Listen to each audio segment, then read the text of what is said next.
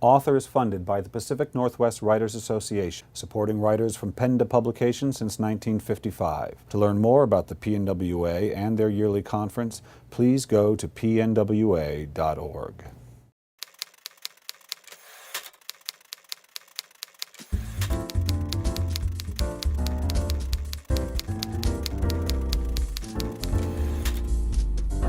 Hi, this is Bill Kenower of Author Magazine, and today I'm at Elliott Bay Book Company in Seattle, Washington with Miranda Beverly-Whittemore, author of Bittersweet. Miranda, welcome to Author. Thanks for having me.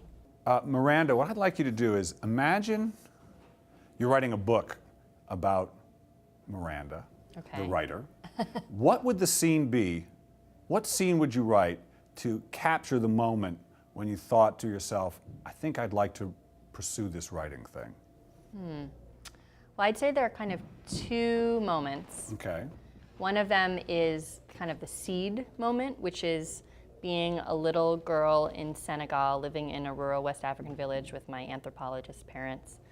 My dad was doing field research and playing kind of a go-between, being fluent in our world as anthropologists and being also fluent in the Mandinka world that I lived in with kids. And realizing that I was kind of the storytelling link, that I was the one who would kind of say to my dad, there's a dance out under the tambas later, and I would then in turn kind of explain to my friends, oh, don't worry about my dad, he's just taking notes, that's what he does. His work is different from your dad's work, which is catching fish. Right. So I think that part of me was very much the first kind of I'm a storyteller or I'm a interpreter. Yeah, and I want to hear the second part, but it was such a beautiful thing because you're having to do so much of what novelists have to do, which is to translate something for an audience who doesn't know yet. To paint a picture, and they're perfect audience because they really don't know. And what my dad would call that as an anthropologist is being a participant observer, which I think when you talk to most writers, they might not have that name to call themselves, and probably most artists, that is definitely at least some part of why they are who they are, is that they are participant observers. They, for their whole lives, have had this sense of being in a moment and watching the moment. And so then for me, in terms of being a writer, it was much, much later. It was not until, I guess I would say college, that I wrote a senior thesis that was creative, and I wrote a novel in verse actually about that time of my life, which has never been published. It's called The Telling. And I realized, I wrote the book in a hot, feverish 6 weeks. And I thought oh, this is really a high. I loved that experience of telling that story and being completely immersed. The narrative process of just going into a story and kind of being in a tunnel and not coming up out of it until I had gotten everything out on the page. And I think that's when I thought I might love to do this. It was still a while before I did, but that I think was the moment. Not that long, if I understand you. I mean, compared to many I have talked to. Yeah. All right, so Bittersweet is your third novel. It's my third novel. But there was an interesting journey between 2 and 3, as I understand. Yes. Could you tell us a bit about that? Because it's really an inspiring journey, at least it was just reading the brief description of it. Yeah, so I sold my first 2 books in a 2-book deal, and my second book my first book, when I sold it, about 6 months before the book came out, my editor left. So my book was orphaned, which meant I still had a whole other book to write and then publish. And I was young enough and kind of optimistic enough that I didn't really read the writing on the wall, and I didn't really understand this is not gonna happen. So my second book really sold just horrendously. And so then I thought well, I need to write another book. So I sat down and I wrote a novel called The Plagiarist, which is about one writer plagiarizing another writer and how it affects how that act changes both of them as people. And we tried to sell that and we couldn't. And at that point I realized, oh no, I really may not have a career anymore. I was getting rejection letters that said things like, we just don't have it in us to launch a career, that kind of stuff, relaunch a career. Yeah. And I was really sad and really scared because I thought, I had thought that I had had this dream. You know, I signed a book deal when I was 26, and I thought, like, this is going to be my life. So I looked at the books that I really love that have done well, like Atonement and The Emperor's Children and The Line of Beauty, The Secret History. And what I realized was that there was really a common thread, which is that they were, many of them, about young people. All of those books are about young men who fall in love with a person or a particular moment in a life with someone who kind of acts as a gateway to an inner world. So sometimes it's a family, sometimes it's, in The Secret History, it's like a group of collegiate, a rarefied world. And I thought, like, I love books like that. I didn't know until I looked at it this way. These are the books that I love. I want to write a book like that.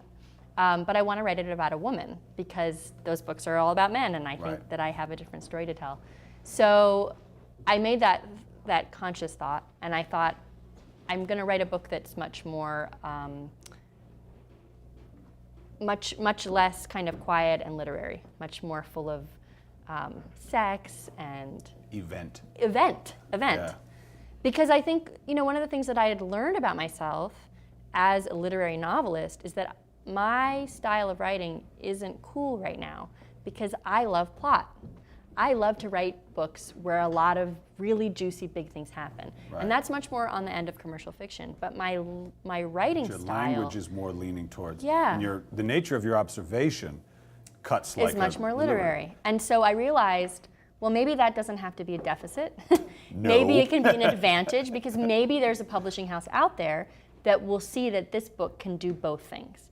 And what's been really exciting about working with Crown, my publisher, is that they don't see that as something to hide. They see it as something to hold up. And like the book has been advertised in the New Yorker and on usmagazine.com, which I'm so excited that they get that this book should be doing that in both places. Well, and I love this story because, yes, you realized you wanted to sell books, but it sounds like what really happened is you also realized the books you wanted to write.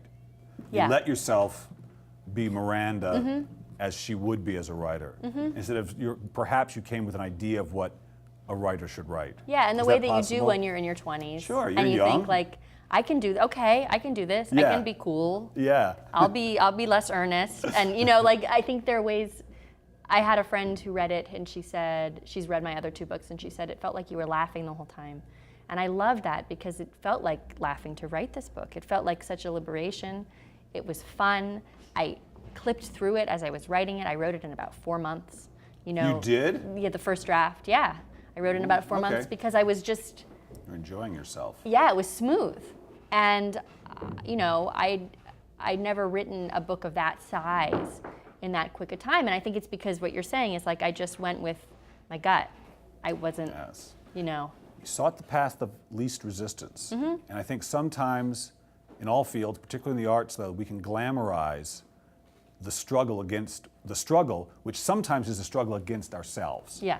Us trying to fit the square peg of ourselves into the round hole of whatever genre. Yeah, and I think that, that's what's so silly about having this job is, of course, what makes you good at your job is to be yourself.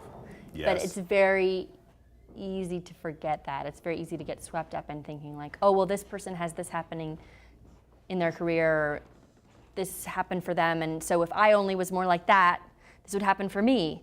And it's like, but the whole point is that you're just supposed to be yourself. That's right. And that's how you'll write something that other people pick up and say, like, I've never read anything like this. That's right. I love this. That's right. So, all right, well, in a way you've already answered this question, but I'm going to ask it anyway. What did you learn writing this book that you really bring into the next one?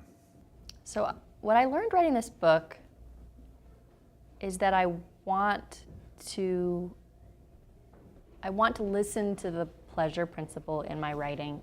I want to feel that, I want to kind of let that be the guide about whether my work is singing in the way it should be. Because I think that what happened with Bittersweet is that I really listened to that, and great things have come of it. And so I want to have faith in myself in that way. And I think in my earlier books, I maybe didn't quite know how to hear that in myself, and to hear my pleasure and say like, okay, that means that someone else reading this will feel pleasure, and that's what I want to embrace, you know.